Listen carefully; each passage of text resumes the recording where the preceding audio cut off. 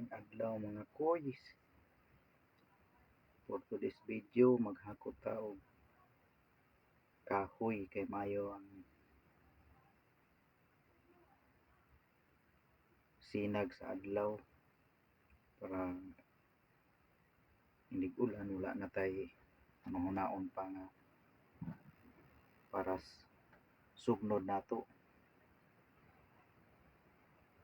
So first trip nako mga koys,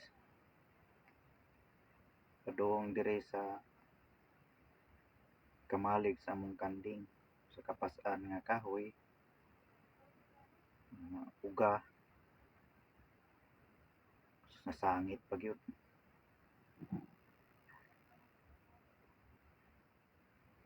Para igabot sa tingulan na atay masugnod nga uga nga kahoy. So mauna siya diri mga koys sa bukid, libre ang kahoy. Di na kinahanglang paliton basta kugi lang gyud ka og panguha niini. So ato ibutang atong first trip tapos mobalik na puta para sa atong second trip. May silbing pasingot diri sa bukid koys. Dulugon man na diha, so didulugon dito sa ubos. Pero magkuha na po og laing kahoy nya. Kita man kog nailaing kahoy kababag sa agyanan. Ako na lang pong giputol og ipadaplin para hapiton nato na ron inigbalik nato sa atong ikaduha nga trip. So nindot kay ang panahon ron mga koys, no? Medyo nipakita ng adlaw. Medyo init na pud kay mga alas 10 na ni siya sa buntag diri sa bukid koys.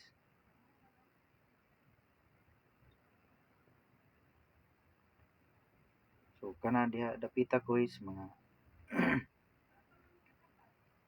puro gid mga kahoy diha nga akong gitapok ngadtong panahon sa ting init. Medyo sige naman gaulan, so kun lang pong gikalingawan og hakot para mapasilungan nato. O na koy atong gikuha ang atong gibilin nga kahoy. Pasanon lang po nato nag-apil para di na ta mobalik. Ugma na po.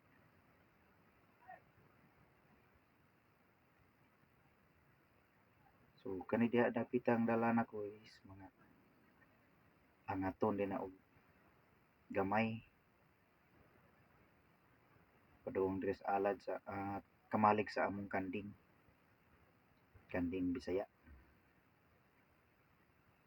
So medyo gipaningot na inyong angkoy, so nindot na kayo sa pamati basta panington ta.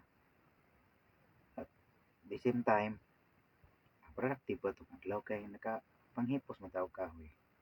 So karon ato na ning pasilungan diri sa ilawom sa kamalig sa kanding para safety na siya.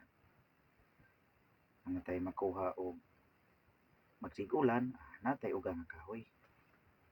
Mura ginay mga kinabuhi diri sa bukid koys.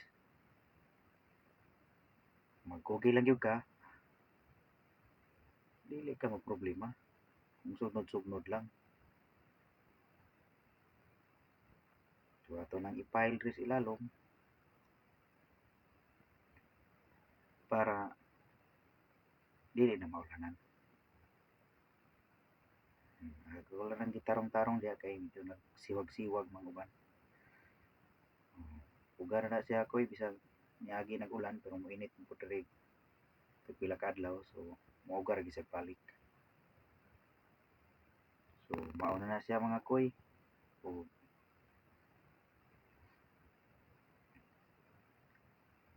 salamat kayo sa inyong paglantaw.